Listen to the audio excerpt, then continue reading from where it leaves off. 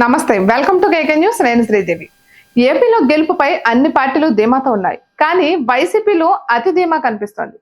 జగన్ ఎన్నికల ప్రమాణ స్వీకార తేదీ ప్రకటించే వరకు పరిస్థితి వెళ్ళింది. అటు వైసీపీ కీలక నేతలు సైతం గెలుపు ధీమా ప్రకటనలు చేస్తున్నారు. అయితే వైసీపీతో పోల్చుకుంటే టీడీపీ కూటమి నుంచి ప్రకటనలు రావడం లేదు. క్షేత్రస్థాయిలో మాత్రం ఆ మూడు పార్టీల శ్రేణుల్లో ధీమా కనిపిస్తోంది. చంద్రబాబు కానీ పవన్ కానీ ఎక్కడ బహిరంగంగా వ్యాఖ్యానాలు చేయలేదు.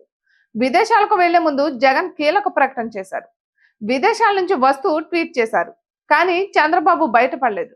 దానినే ఎద్దేవా చేస్తుంది వైసీపీ. అయితే చంద్రబాబు వ్యూహాత్మకంగానే బయటపడడం లేదని తెలుస్తోంది.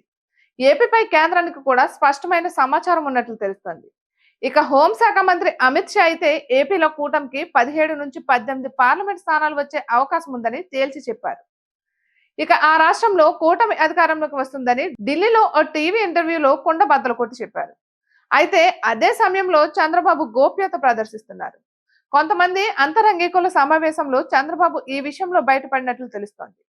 ఎన్ని స్థానాలు సాధిస్తామో వివరించినట్లు సమాచారం. ఇక ఏపీలో కూటమికి 122 నుంచి 135 స్థానాలు వచ్చే అవకాశం ఉందని చంద్రబాబు కీలక నేతలకు చెప్పినట్లు తెలుస్తోంది. అంతర్గత సర్వేలు, నివేదికలను క్షుణ్ణంగా పరిశీలించిన తర్వాత ఏపీలో కూటమిదే అధికారమని చంద్రబాబు ఒక నిర్ణయానికి వచ్చినట్లు ప్రచారం జరుగుతోంది. అయితే ఇదే బయట పెడితే టీడీపీ కూటమిలో ఒక రకమైన ధీమా వస్తుందని, అది అసలు కేసరి వస్తుందని భావించి బయట పెట్టలేదని తెలుస్తోంది.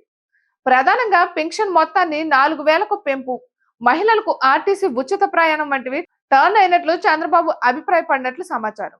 ఇక మరోవైపు మూడు పార్టీల మధ్య ఓట్ల బదలాయింపు సక్రమంగా జరగడంతో కూటమికి భారీ ఆధిక్యత లభించిందని నివేదికల్లో తేలినట్లు తెలుస్తోంది.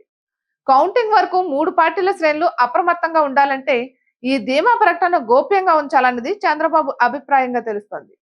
అయితే ఇప్పటికే టీడీపీ కీలక నేతలకు, అభ్యర్థులకు సమాచారం అందినట్లు విశ్వసనీయంగా తెలుస్తోంది. ఇక ఇటువంటి మరెన్నో వీడియోస్ కోసం కేకే న్యూస్ తెలుగు ఛానల్ ని సబ్స్క్రైబ్ చేసుకోండి.